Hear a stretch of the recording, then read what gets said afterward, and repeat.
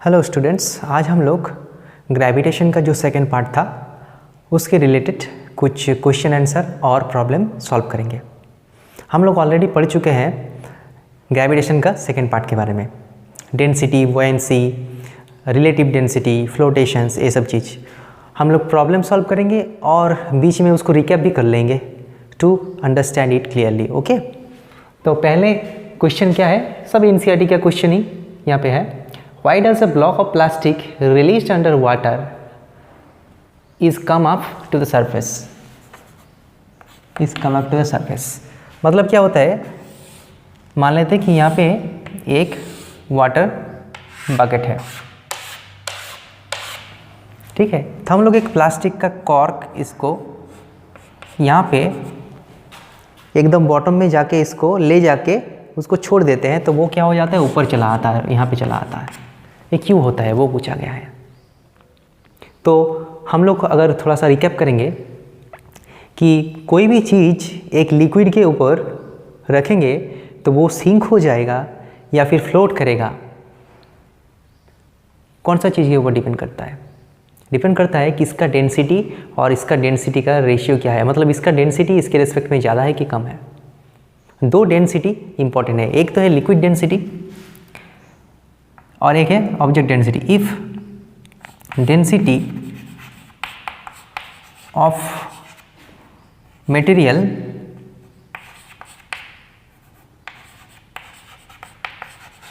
Of object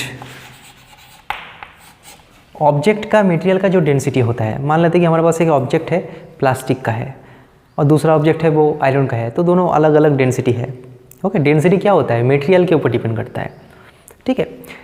वो अगर liquid density से ज़्यादा होगा,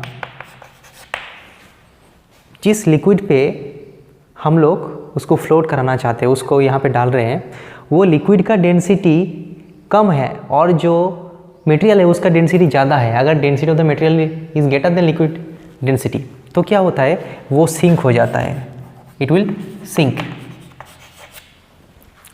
ठीक है। अगर ऑपोजिट होगा, अगर लिक्विड का डेंसिटी कम होगा तो उसके लिए क्या होगा, फ्लोट्स, सॉरी इसका डेंसिटी कम होगा, ये जो मटेरियल है उसका डेंसिटी कम होगा तो वो फ्लोट्स होगा। तो यहाँ पे जो प्लास्टिक है, प्लास्टिक का डेंसिटी क्या होता है, ये जो वाटर है उससे कम होता है, वाटर का density 1 gram per semi cube होता है, और जो प्लास्टिक कॉर्क है उसका डेंसिटी उससे लो होता है। तो ये क्वाइट नेचुरल है, ये इसके ऊपर फ्लोट करेगा, ये सिंक नहीं होगा।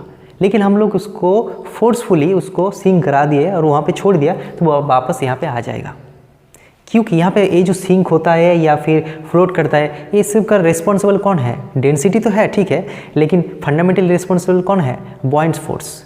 जब भी हम लोग कोई ऑब्जेक्ट को किसी भी लिक्विड के अंदर डालते हैं तो उसके ऊपर एक बॉयंट फोर्स लगता है, और बॉयंट फोर्स का डायरेक्शन किधर होता है, हमेशा ग्रेविटी का ऑपोजिट में रहता है, मतलब ऊपर की ओर रहता है। Okay, buoyant force is always acting opposite to the gravity, always in the upward directions, ठीक है, और उसके वजह से वो ऊपर चला जाता है। अब यहाँ पे बात है कि कंपटीशन है, इसके ऊपर अगर लिक्विड में इसको रख देते हैं तो दो फोर्स लगेगा, तो बॉयंट फोर्स लगेगा और एक लगेगा ग्रेविटेशनल फोर्स, वेट। तो उसका वेट उसको नीचे खींचेगा और बॉयंट फोर्स उसको ऊपर फोर्स लगाएगा, तो दोनों में जो विन होगा उसके ओर ही जाएगा। अगर वेट ज़्यादा है तो वो सिंक हो जाएगा, अगर बॉयंसी ज़्यादा है तो वो ऊपर आ जाएगा। और बॉयंसी के अंदर क्या है, बॉयंसी किसके ऊपर रिलेटेड है, बॉयंसी रिलेटेड है लिक्विड का डेंसिटी के ऊपर, किसके ऊपर, लिक्विड डेंसिटी के ऊपर। और वेट किसके डेंसिटी के ऊपर रिलेटेड है, वेट तो मास के ऊपर रिलेटेड है, और मास रिलेटेड है मतलब किसका मास, ये जो बॉडी है उसका मास, मतलब उसका डेंसिटी पे, तो बॉडी डेंसिटी। सो बॉयंसी ज़्यादा है मतलब है लिक्विड डेंसिटी ज़्यादा है, ठीक है, ओके। और बॉडी का जो डेंसिटी है उसके ऊपर डिपेंड करता है वेट। तो यहाँ पे जो कॉर्क है उसका डेंसिटी कम है, मतलब मटेरियल का डेंसिटी कम है, मतलब उसका वेट कम है, और लिक्विड डेंसिटी उससे ज़्यादा है, मतलब बॉयंट फोर्स ज़्यादा है। तो अल्टीमेटली क्या हो जाएगा, उसके ऊपर ज़्यादा फोर्स लगेगा तो वो ऊपर आ जाएगा, वो सिंक नहीं हो जाएगा। ओके, सो कोई भी ऑब्जेक्ट कोई भी लिक्विड के अंदर सिंक होगा कि फ्लोट्स होगा डिपेंड करता है डेंसिटी के ऊपर।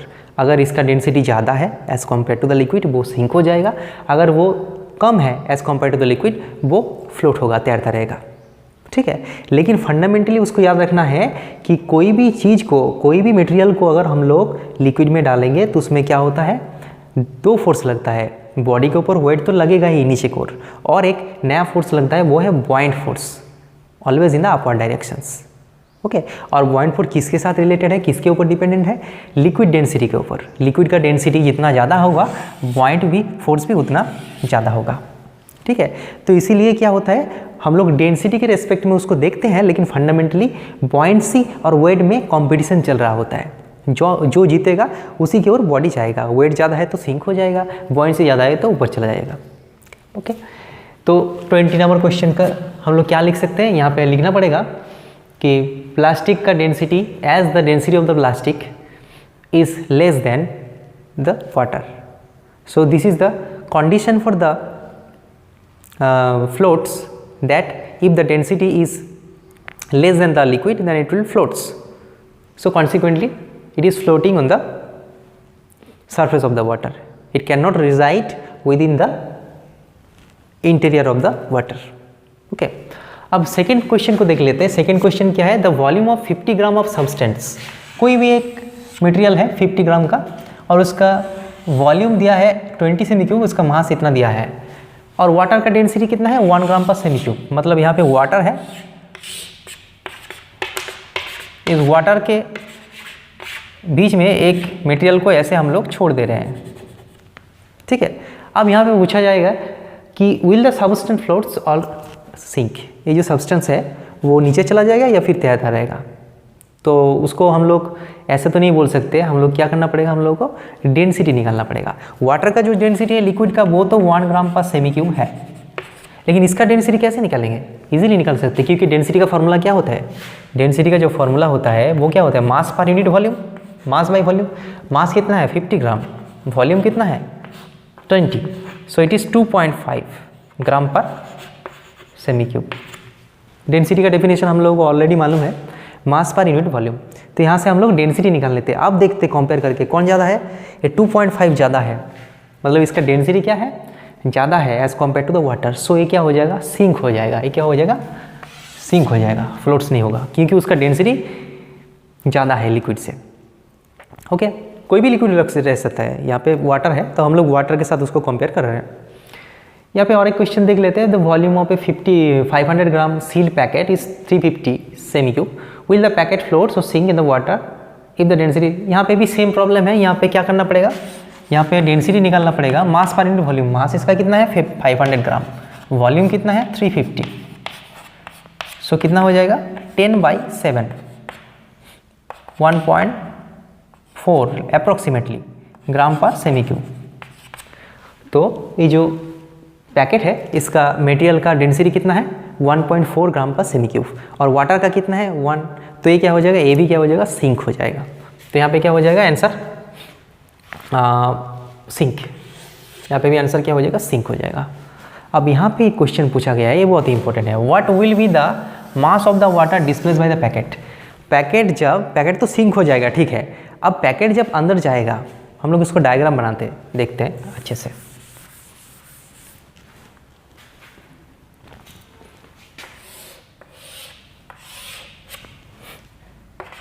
ये जो पैकेट है जब अंदर जाएगा, ये तो पैकेट जो है वो अंदर चला गया।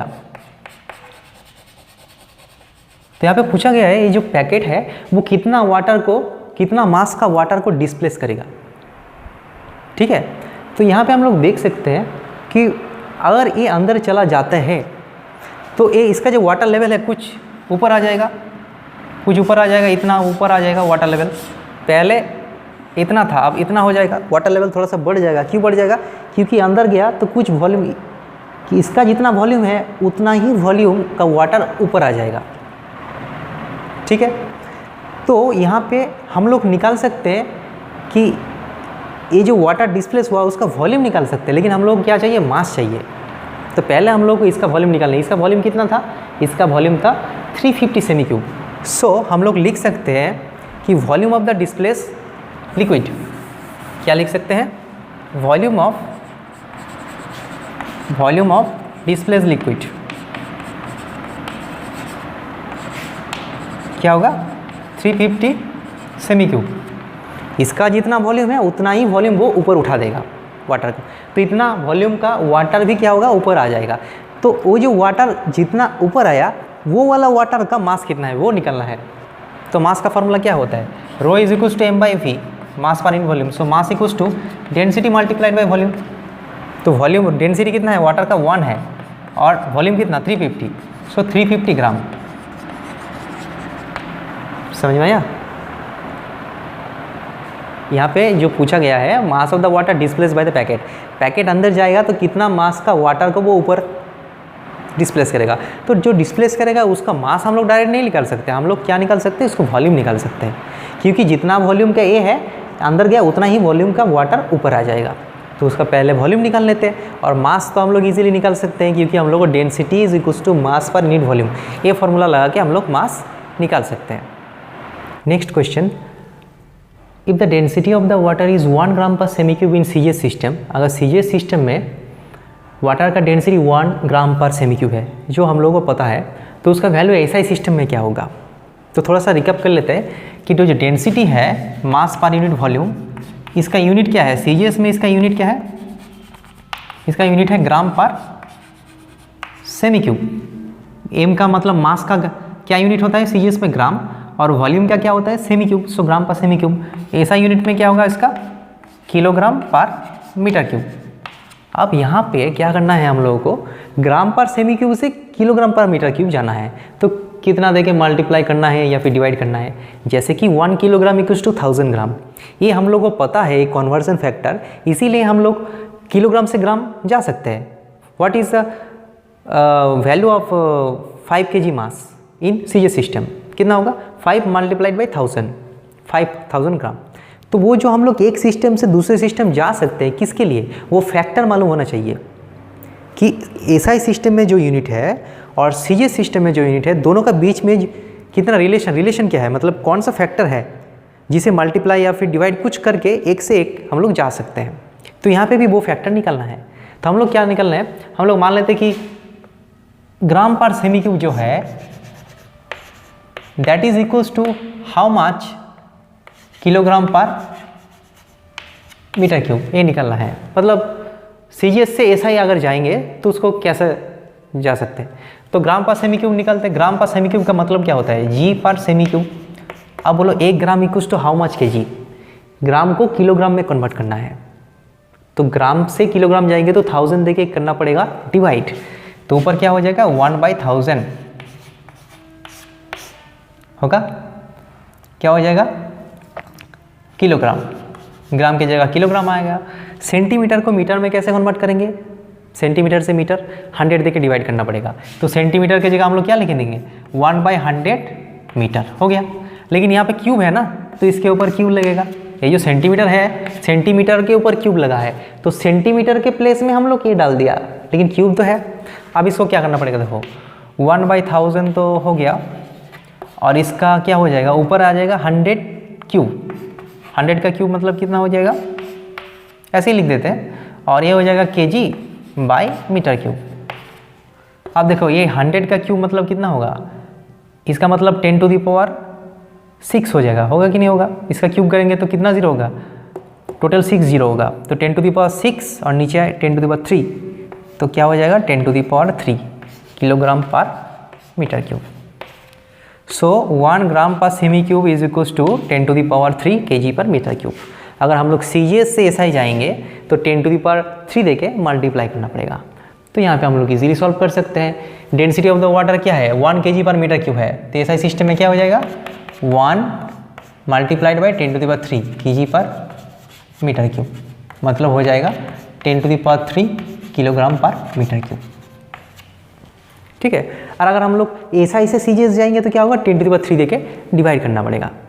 यहाँ पे कंफ्यूज नहीं होना है, क्योंकि हम लोग ऑलरेडी कई सारा प्रॉब्लम में देख चुके हैं कि एसआई सिस्टम बड़ा होता है और सीजीएस छोटा होता है, मतलब 1 किलोग्राम इक्वल्स टू 1000 ग्राम होता है, लेकिन यहाँ पे उल्टा हो रहा है डेंसिटी के रेस्पेक्ट में, मतलब जो ग्राम पर सेमी क्यूब है वही बड़ा है as compare to the KG per metre cube, तो ये बात याद रखना है। ठीक है। अगर हम लोग इसको उल्टा करके लिखेंगे कि 1 kg/m³ is equals to 1/10⁻³ gram per semi cube, ऐसे लिखना पड़ेगा उल्टा करके। तो यही क्वेश्चन एमसीक्यू में भी दिया जाता है कि 1 kg/m³ हाउ मच ग्राम पर, लोग 10⁻³ लिख देते हैं, नहीं होगा, वह 10⁻³ होगा। इसको हम लोग ऐसे भी लिख सकते हैं 10⁻³ ग्राम पर सेमी क्यूब। तो ऐसे भी हम लोग इसको लिख सकते हैं, अलग अलग तरीके से इसको लिख सकते हैं, लेकिन उसका कॉन्सेप्ट क्लियर होना चाहिए, ठीक है। नेक्स्ट प्रॉब्लम को देख लेते हैं हम लोग। यहाँ पे जो प्रॉब्लम दिया हुआ है वो हालांकि फर्स्ट पार्ट में से ही है। A stone is allowed to fall from top of a tower of 100 metre high. हम लोग के पास एक टावर है, ठीक है, इसका हाइट कितना है, ये जो टावर है ये सरफेस है, सरफेस ऑफ द अर्थ ये टावर है, इसका हाइट है 100 मीटर। 100 मीटर हाइट से इसको ऐसे छोड़ दिया, इसको ऐसे छोड़ दिया, मतलब 0 वेलोसिटी से छोड़ा। इसका इनिशियल वेलोसिटी क्या है, 0। And another stone is projected upward with velocity 20 metre per second at the same time. जब इसको यहाँ पे छोड़ रहे हैं तो यहाँ पे एक पार्टिकल को इधर हम लोग 25 मीटर पर सेकेंड वेलोसिटी से ऊपर फेंक रहे हैं और उसको ऐसे छोड़ रहे हैं। तो यहाँ पे पूछा गया है कि ये दोनों कब मीट करेगा, ये धीरे धीरे नीचे जाएगा, ये धीरे धीरे ऊपर जाएगा, एक टाइम क्या होगा, दोनों मीट करेगा। तो वो पूछा गया कि कौन सा जगह पे एंड कौन सा समय पे वो मीट करेगा। तो हम लोग मान लेते हैं कि एच हाइट, ऊपर से एच हाइट जब ये नीचे गिरेगा तब ये जाके मीट करेगा, ऐसे हम लोग मान लेते हैं इसको, ठीक है। तो बाकी बचा कितना इसका, इसको H1 मान लेते हैं और इसको H2 मान लेते हैं। T टाइम के बाद हम लोग मान लेते हैं कि T टाइम के बाद वो मीट करेगा। तो इसको लिख लेते हैं after time T they will meet. तो T टाइम के बाद ये कितना नीचे गिरेगा, H1 कितना होगा बोलो, S equals to UT plus half AT² हम लोग लगा सकते हैं क्योंकि U तो 0 है। और T टाइम के बाद वो कितना नीचे गिरा, ये वाला हाइट निकालना है। तो हम लोग क्या लगाएंगे, 0 × T plus half GT²। H1 is equals to half, G के जगह 10 डाल सकते हैं, T², मतलब 5T², ठीक है। अब ये जो नीचे से हम लोग एक बॉल को फेंका है ऊपर की ओर, वो कितना हाइट जाएगा, H2, वो कैसे निकालेंगे हम लोग, H2 equals to UT plus half AT²। U कितना है, 25 है, into T plus half GT² होगा। लेकिन यहाँ पे क्या होगा, माइनस साइन होगा। क्यों होगा, क्योंकि यहाँ पे हम लोग जा रहे हैं ऊपर और ग्रेविटी नीचे की ओर जा रहा है। तो इसको अगर पॉजिटिव मानेंगे तो इसको नेगेटिव मानना पड़ेगा। तो क्या हो जाएगा, 25T minus half into G into T², मतलब क्या हो जाएगा, 25T माइनस 5T²। ये हो गया H1 और ये हो गया H2, निकल गया। अब यहाँ पे क्या दिमाग लगाना है, क्या कंडीशन लगाना है, हम लोग देख सकते हैं कि H1 और H2 को जोड़ देंगे तो क्या आ जाएगा, 100 आ जाएगा। तो यहाँ पे फिगर से हम लोग बोल सकते हैं कि 100 equals to H1 plus H2। अब H1 और H2 का वैल्यू अगर डाल देंगे, यहाँ पे 5T² और यहाँ पे 25T माइनस 5T² और बाएं तरफ 100। यहाँ पे देखो 5T² कैंसिल, तो 25T equals to 100, so T equals to 4 second. 4 second बाद वो दोनों मीट करेगा। बहुत ही ईजी है। ये जितना हाइट नीचे गिरेगा और ये उठेगा, उन दोनों को अगर ऐड कर देंगे तो टोटल क्या हो जाएगा, 100 हो जाएगा। उसी कंडीशन को लगा के हम लोग टाइम निकाल सकते हैं। सो यहाँ पे एक क्वेश्चन हो गया, व्हेन मतलब कब वो मीट करेगा, after releasing 4 second after releasing. और कहाँ पे मीट करेगा, तो उसको हम लोग H1 निकाल लेते हैं। यहाँ से H1 निकाल लेते हैं। H1 कितना होगा, 5 × 4², 16 × 5, 80 मीटर। तो इसको क्या लिखेंगे, 80 मीटर फ्रॉम द टॉप। जब ऊपर से वो 80 मीटर नीचे आ जाएगा तब जाके वो लोग दोनों मीट करेगा।